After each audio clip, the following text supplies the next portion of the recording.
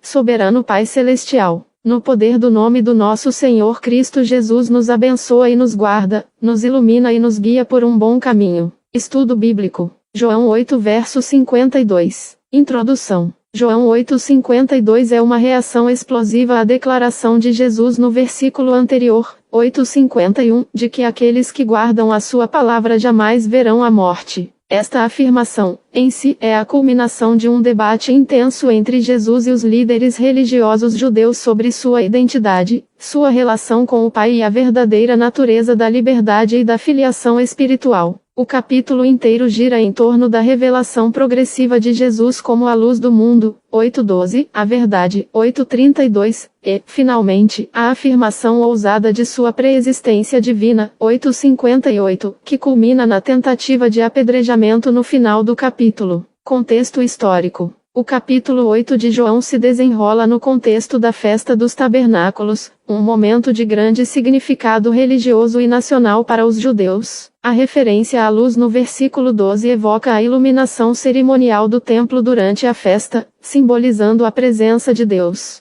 A discussão sobre a descendência de Abraão, 8:33 ao 41, reflete a importância da linhagem e da identidade judaica na época. A incredulidade dos líderes judeus, demonstrada em 8:52, é também o resultado de uma visão legalista e ritualista da religião, contrastando com o chamado de Jesus a uma fé genuína e transformadora que transcende a morte. A referência à morte de Abraão e dos profetas é crucial porque demonstra o choque dos líderes com a declaração de Jesus, que parecia colocá-lo acima dos grandes vultos da história do povo judeu. A acusação de estar endemoninhado era uma forma comum de desacreditar alguém que desafiava as autoridades ou apresentava ideias consideradas heréticas. Interpretação. João 8:52 revela a profunda incompreensão dos líderes religiosos em relação à natureza da mensagem de Jesus. Eles interpretam a promessa de jamais ver a morte literalmente, como uma garantia de imortalidade física, o que, para eles, era uma alegação absurda e blasfema, especialmente vindo de um homem que parecia ser apenas um mestre humano. Do ponto de vista teológico protestante, a morte mencionada por Jesus não se refere primariamente à morte física, mas à morte espiritual, a separação eterna de Deus causada pelo pecado.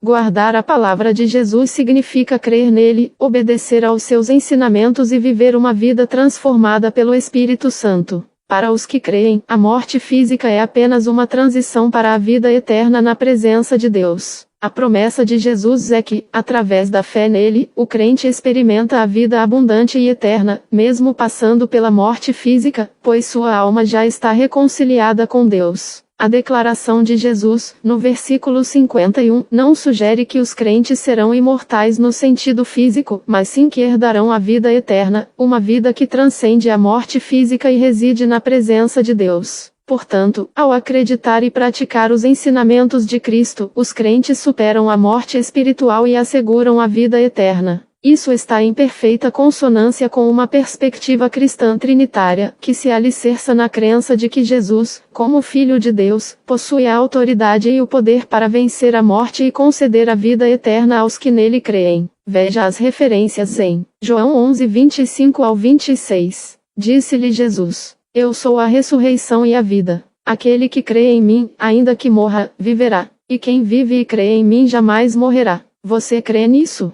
Este versículo ecoa a promessa de vida eterna através da fé em Jesus e ajuda a esclarecer a natureza da morte referida em João 8:51. Ambos os versículos enfatizam a importância da crença em Jesus como a chave para a vida eterna. Romanos 6:23. Pois o salário do pecado é a morte, mas o dom gratuito de Deus é a vida eterna em Cristo Jesus, nosso Senhor. Este versículo estabelece a relação entre o pecado e a morte espiritual e a vida eterna como um dom gratuito de Deus através de Jesus Cristo. Reforça a ideia de que a morte de que Jesus fala em João 8:51 é a morte espiritual causada pelo pecado, da qual somos libertados pela fé em Cristo.